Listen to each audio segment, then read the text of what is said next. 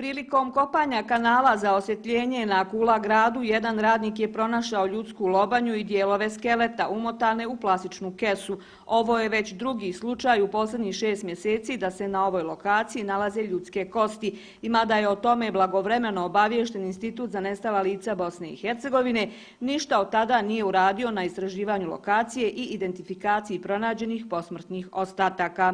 Na navedenoj lokaciji je i prije 6 mjeseci prilikom kopanja pronađene kosti, gdje je zaustavljeno kopanje, obaviješten Institut za nestala lica, ali do današnjeg dana nisu izlazili da izvrše ekshumaciju. A šta je sad nađeno? Sad je nađena lobanja i dijelovi kostiju koji su iskopani, znači izuzeti, deponovani u mrtvačnicu u opštoj bolnici u Zvorniku.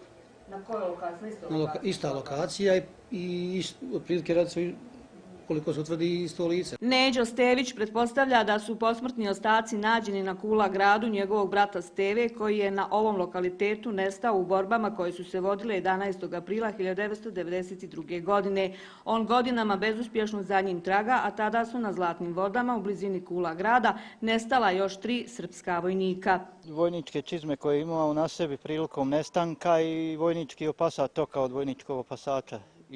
To su te indicije koje navode i on je nestao na tom dijelu. Mi pretpostavljamo.